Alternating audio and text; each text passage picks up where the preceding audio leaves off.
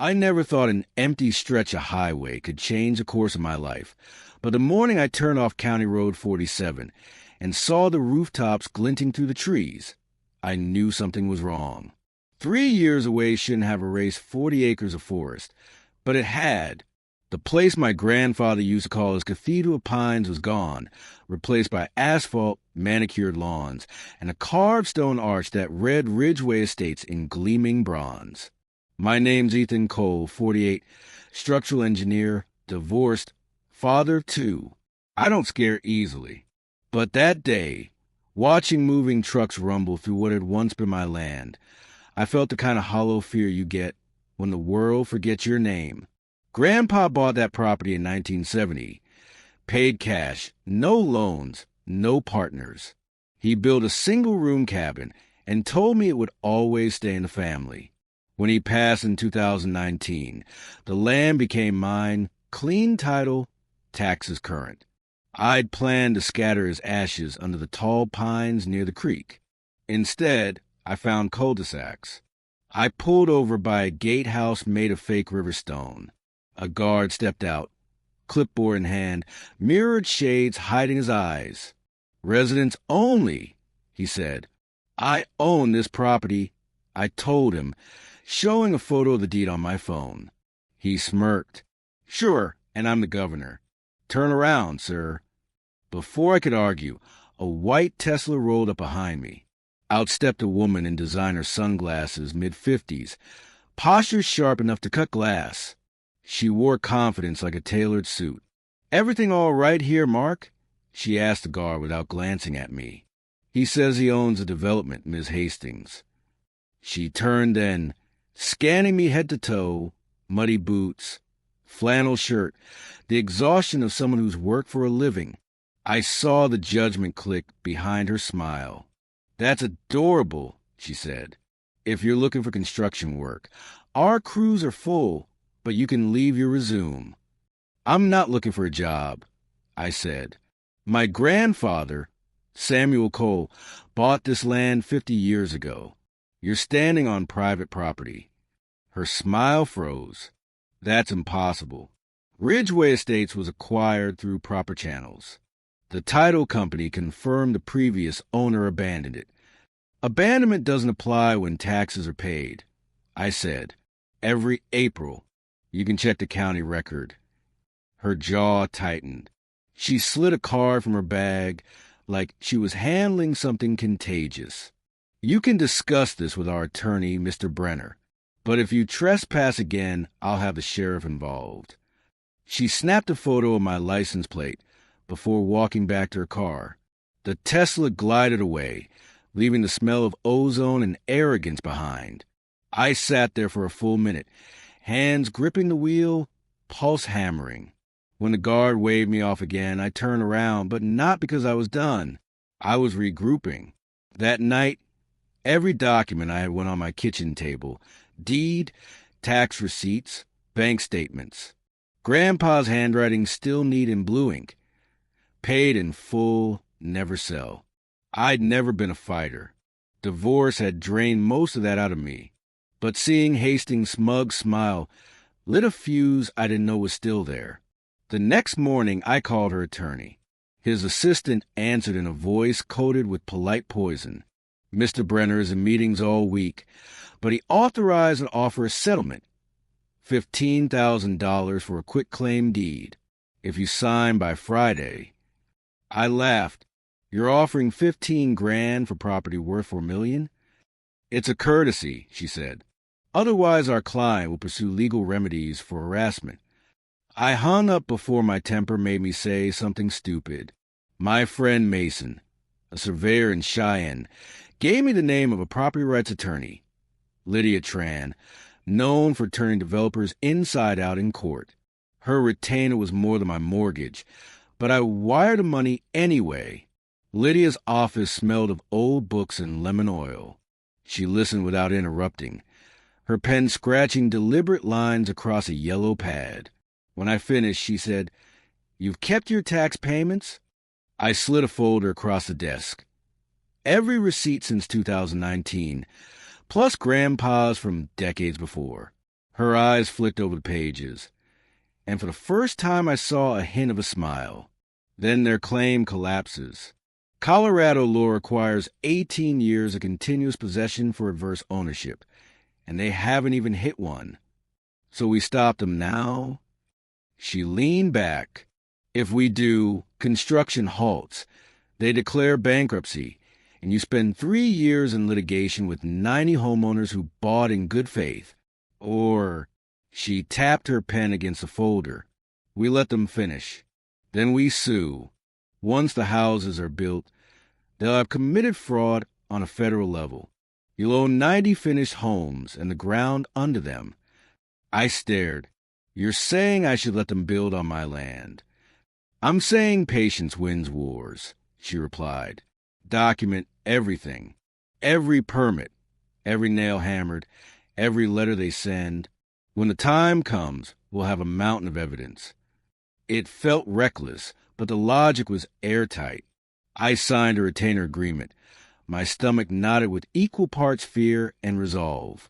Over the next few months, I drove past Ridgeway Estates twice a week, staying on public roads, filming with my phone. Bulldozers moved earth where I'd once camped as a kid. The sound of nail guns echoed through the valley. Each time I recorded, I whispered the date, time, and GPS coordinates like a mantra. One afternoon, Hastings spotted me from across the site. She made a call. 15 minutes later, a sheriff's cruiser pulled behind me. The deputy, late 20s, nervous, asked for my license. She says you've been harassing her, he muttered. I'm standing on a county road. I said, keeping my voice even. Check parcel ID 442-7813. Owner, Ethan Cole. He looked at the tablet in his car, frowned, then handed my license back. Look, sir, I'm just here because she's a major donor to the department. Maybe give her rest for a while. Translation: money talks, justice walks. By November, the first families were moving in, U-Hauls, kids on scooters, pizza boxes stacked beside garbage cans. Watching them broke something inside me. They weren't the enemy. They were people who'd saved for a dream someone else had stolen to sell. Thanksgiving week, a certified letter arrived from Hastings' lawyer demanding I cease trespass and online defamation. There was even a photo attached, my truck parked on the shoulder, circled in red marker. I drove straight to Lydia's office. She read the letter and laughed. An honest, delighted laugh that startled me. They just handed us proof they knew there was a dispute, she said. Every communication from now on is evidence of willful fraud. Let them keep talking. For the next month, I played detective. County records showed Ridgeway Developments LLC registered in Delaware with Hastings as managing member. Financing came from a Denver investment group called Summit Capital, co-owned by her husband, Preston Hastings. The permits listed my parcel as tax delinquent, except it wasn't. They had filed an adverse possession claim, but never proved it in court before selling lots. A legal impossibility. Fraud, in black and white. When I sent the findings to Lydia, she called within minutes. Perfect. If Preston knew your taxes were paid and built anyway, that's criminal intent. Keep your head down. We'll move soon. Keeping my head down got harder. A week later, code enforcement called to say there had been an anonymous report that I was dumping hazardous waste on my property. I met the inspector at the gate. He walked the perimeter, shook his head. Looks clean. Same thing happened on 2 other Hastings projects. False reports before every permit approval. It's a pattern. He handed me his card. If you need a statement later, I'll give you one. That night, I couldn't sleep. Every move she made, every phone call, was an attempt to drown me in red tape before I ever stepped into court. But every move also left footprints. By Christmas, 80 homes were occupied. Lights glittered along eaves where pine needles used to catch the snow. My court date was set for January 10th, the Friday before my daughter texted, "Dad, did you really harass those families? It's all over Facebook." My chest went tight.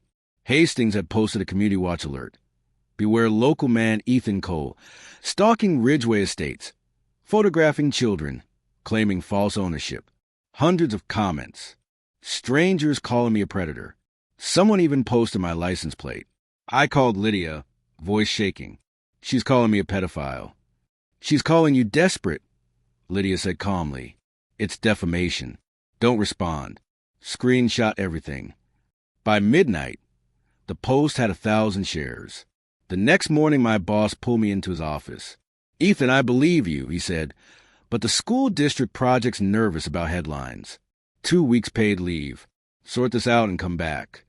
That walk from his office to my truck felt longer than the road to Ridgeway. People avoided eye contact.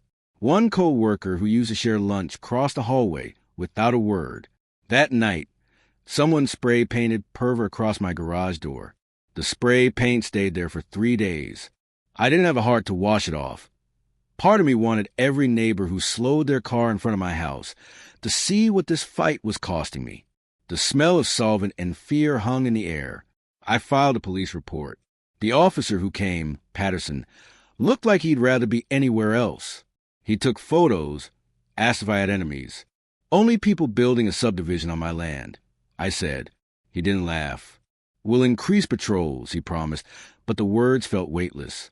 That night, I sat in the dark living room with a baseball bat across my knees, scrolling through the Facebook thread. 1,000 strangers dissected my life like vultures. Some wrote that I should be locked up. Others swore they'd seen me lurking near playgrounds I'd never been to. Every refresh brought a new comment. Another lie cemented into digital concrete. I remembered Grandpa's note, folded inside the deed. Don't let the bastards take what's yours. He'd survived the Dust Bowl, 2 wars, and a lifetime of bad luck. He never surrendered anything he could defend with his own hands. I owed him the same. Monday morning, I was at Lydia's office by 9. She was already on the phone, pacing, voice low and lethal. When she hung up, she said, "We're filing for a temporary restraining order and adding defamation, harassment, and interference with employment to the complaint. The judge will hear it Friday. What happens until then? You keep breathing, and you keep every message, every tag, every threat. They're handing us ammunition." The week crawled. By Thursday, the story had jumped from Facebook to local news blogs. Engineer accused of harassing new homeowners. None of them called me for comment. My kids stopped answering unknown numbers. Someone mailed an envelope filled with shredded newspaper to my mailbox. No return address. Friday's hearing was short, but volcanic. Hastings sat across the courtroom, immaculate as ever, a thin smile painted under her designer mask. Lydia dismantled her attorney in 10 minutes flat, quoting case law like scripture. The judge granted the restraining order and warned both parties to avoid contact. When the gavel fell, I exhaled for the first time in weeks. Outside, Lydia squeezed my shoulder. "You held the line," she said. "Now we move to discovery." Discovery? Where the real fun begins. That night, I drove back to Ridgeway for the first time since the Facebook storm. Snow covered the lawns, softening the sharp edges of the new homes. Through the windows, I saw families decorating trees, kids in pajamas. I wasn't angry at them anymore. They were collateral damage in someone else's greed. A security camera above the gate blinked red. I saluted it and left. 2 days later, a private number called. A man's voice, deep and calm. "Mr. Cole, I'm with Apex Investigations. I'd like to ask a few questions about your financial background. Talk to my attorney." He chuckled. "Just try to verify a few things before we go public." Before it goes public? Click. Line dead. I called Lydia. She swore softly. They hired a private investigator. Intimidation tactic.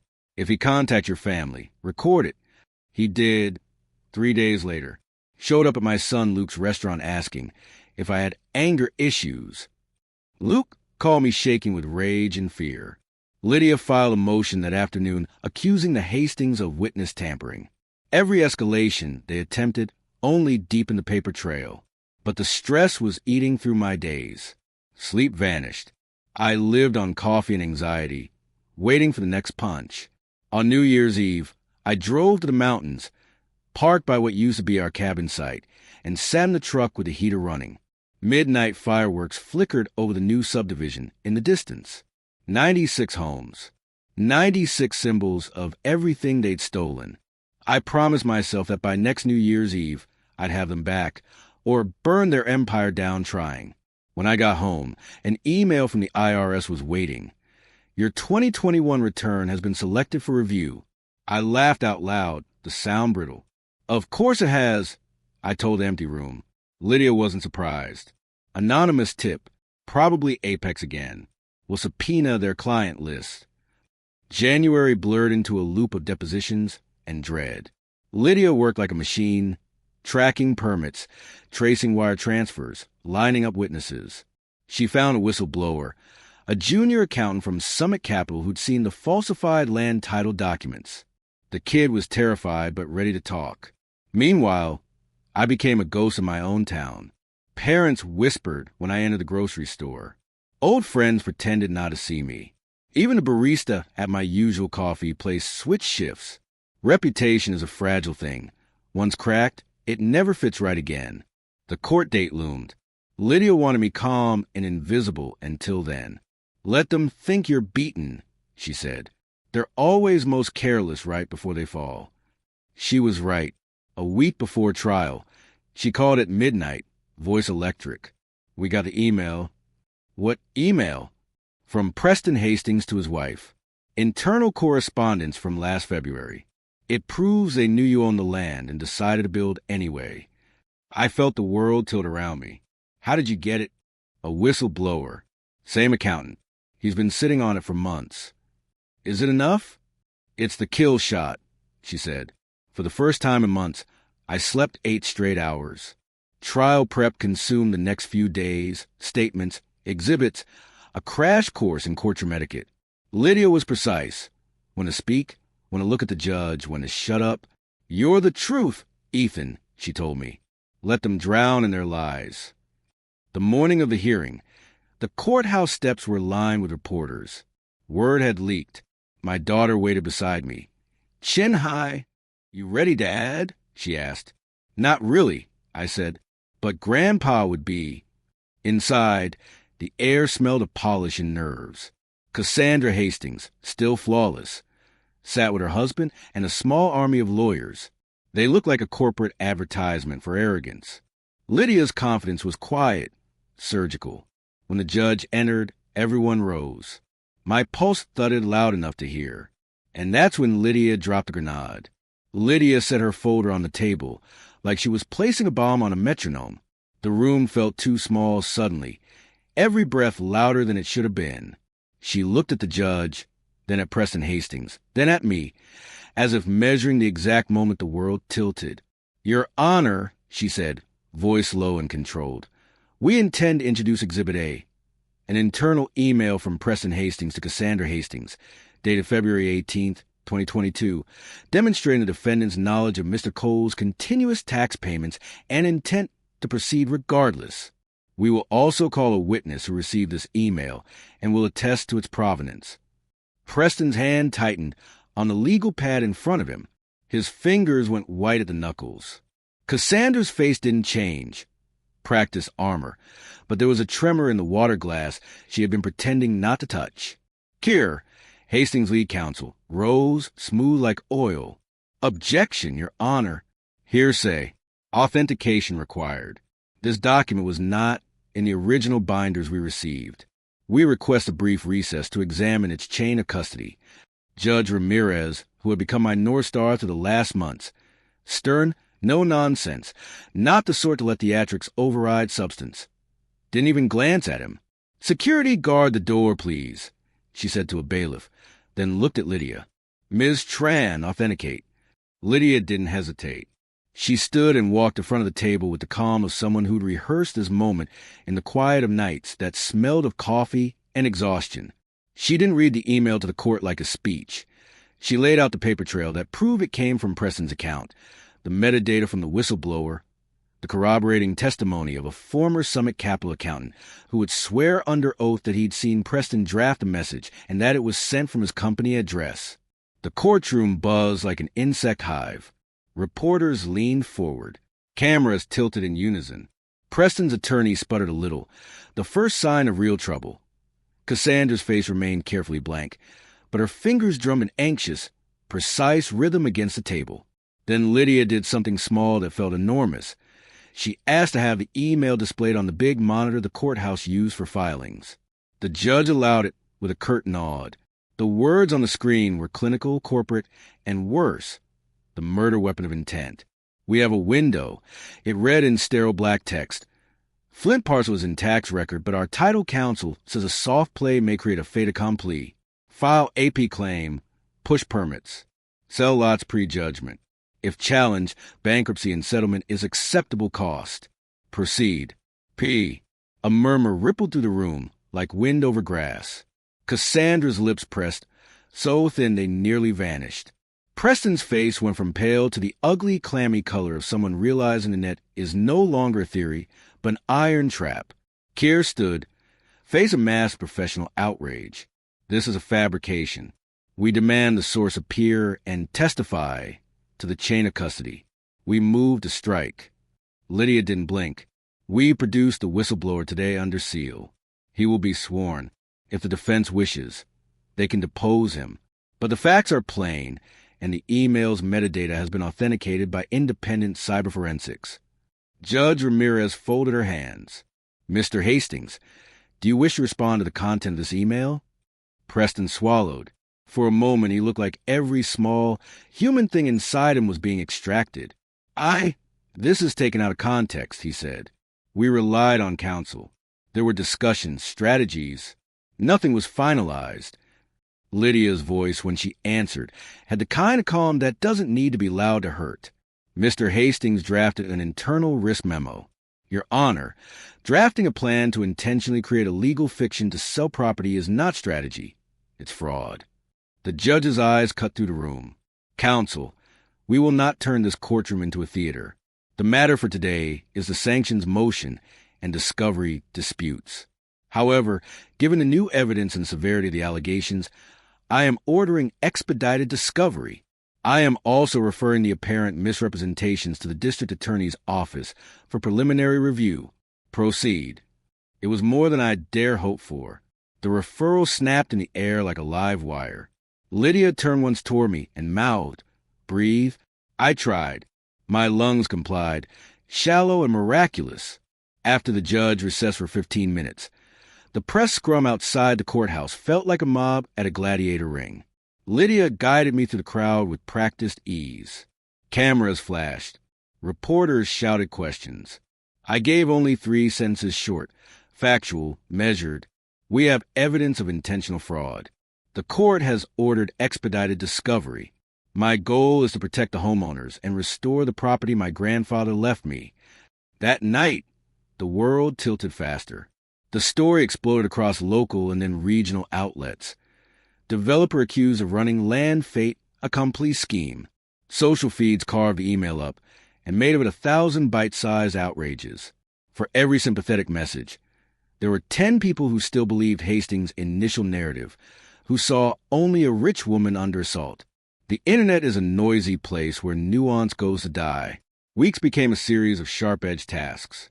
Lydia summoned deposition dates, subpoenas, and a list of names that could make conspiracy look like a coordinated orchestra. The whistleblower, Marcus Coley, a quiet accounting analyst who'd been coaxed into silence by fear and greed, took the stand in a small, windowless deposition room and told the story of a corporate culture that made moral compromise into policy. He answered, slowly, deliberately. Each point he made connected like points in a constellation. Preston's deposition was worse for him. Under oath, with the stenographer's machine ticking like a metronome of truth, he waffled. He contradicted earlier statements. He said he'd relied on counsel and didn't intend harm, but his email, handed to him in black and white by Lydia, scalded him where words could not. His lawyer's face moved through a dozen shades.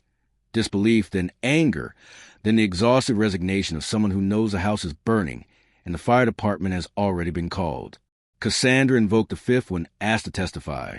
Her lawyer spun a story of corporate zeal and amateur misunderstanding, but the pieces were clicking too neatly into place. County commissioners who'd accepted donations, a title company that turned a blind eye for fees, wire transfers with odd beneficiaries. We followed leads like bloodhounds, and the trail smelled of money and arrogance. And yet, the fight wasn't only legal. The Hastings machine, powerful, practiced, turned to playbook moves that targeted people, not points. Anonymous calls to my children. Men in dark SUVs hanging near Luke's restaurant. A package left on my porch containing a single Polaroid photograph of my driveway taken at night. Whoever sent it knew I watched the house. Whoever did this wanted fear to be my currency. One night, as I walked back to my truck after deposition, someone screamed my name from across the parking lot in a voice I recognized as a reporter's, urgent, hungry. I kept walking. I did not give them the spectacle of my breath breaking. That same night, an email arrived from a lawyer representing Summit Capital with a thinly veiled proposal. Settle now, for a fraction of the market value, and agree to a gag order. They assumed I wanted money more than I wanted justice. Maybe some people do. I didn't. On the eve of the trial that would decide whether the court would certify the case as a recorrelated federal referral, Lydia and I sat alone in her office, surrounded by sticky notes and trial exhibits. If we win the certification, she said softly, this becomes federal. Treble damages. It becomes something that burns their corporate shell to ground. You'll bankrupt them, I whispered. The thought used to taste like revenge. Now it felt complicated. Those 90 families, people like Sarah Chun and the Rodriguez couple, were still living in the houses I could legally claim. Winning might mean saving them, but it might also mean the destruction of a community built on something they thought was real. We'll build a trust, Lydia said. You'll find a way to hold it for them if that's what you want. Your grandfather's ledgers ought to fund something that lasts. I thought of Grandpa's handwriting in blue ink and the faint smell of pipe tobacco in those ledgers. Don't let the bastards take what's yours. He'd meant property, but I was starting to realize he'd also meant responsibility.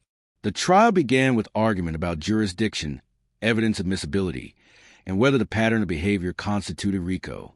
Before the judge, Keir argued that my case was garden variety civil litigation dressed up by an overeager attorney. Lydia countered with dates, wire transfers, recorded threats, and an email that had broken the case open to sunlight. The judge listened like a scalpel, precise and unsympathetic to bluster. At one point, when Lydia cross-examined a Rocky Mountain title executive, the man broke. We were paid to expedite, he said flatly. We did what we were asked. Lydia slid evidence across the table. Emails with payment approvals, ledger entries showing off-the-books deposits. The man's face folded like a paper fortune. He'd been paid to lie, and he knew it. Then, as the judge considered the motion, someone in the gallery stood up and shouted, "You can't take away our homes." It was a woman in her mid-30s, clutching a child by the hand, fear turning to fury on her face. The room froze. The judge banged her gavel, stern and quick. "Order," she said. "Everyone in this courtroom is entitled to due process. This court will not be bullied." But the woman's plea landed where paper arguments could not, in the room where humans sat and decided the fate of other humans. When the judge finally rendered an interlocutory ruling, she did something I'd only dreamed of. She certified the case for expedited discovery, referred specific potential criminal misconduct to federal authorities, and forbade the defense from selling, transferring, or encumbering any of the Ridgeway properties pending further order. It was a legal equivalent of throwing a chain across a runaway truck. For a moment, all the danger and noise quieted down into the clean ring of possibility. Outside, the cameras found me. People cheered. Someone thrust a microphone in my face and asked how I felt. I thought of the families, of the pines my grandfather loved, of the scholarship I might start if the law allowed it. "Relieved," I said, "but not done. There's still a long road." That night, after the judge's order, as the courthouse emptied and the reporters drifted like gulls to their cars, Lydia walked me to the curb. We stood under the sodium streetlights, the sky a heavy, coal black. "They'll hit back," she said. "Expect it." I boarded my car and started the engine. As I pulled onto the main road, a black Audi I hadn't seen before idled at an intersection 3 houses down. Its driver watched me with an intent that was all bone. The car followed at a distance, then fell back, then fell in step again. My phone buzzed, an anonymous message. Nice win. Don't get cocky. P. I drove home with a heavy feeling lodged behind my ribs. The legal victories were sharp and real, but so was the retaliation. The game had changed, their options had narrowed, but they still had ways to hurt people. My children's lives, my job, my peace. These are the currencies they could spend when their cash ran out. Inside my house, the baseball bat leaned against the coat rack like a small, impotent talisman. I called Emma and Tyler and left them a single brief voice message. I'm okay. Lock your doors. Don't answer strangers. Trust Lydia. Then I sat in the dark and listened to the hum of the refrigerator and the far-off leak of my neighbor's heat. For the first time in months, I allowed myself to imagine a future where the pines grew back. And yet, as I drifted towards sleep, the anonymous message burned against the inside of my eyelids.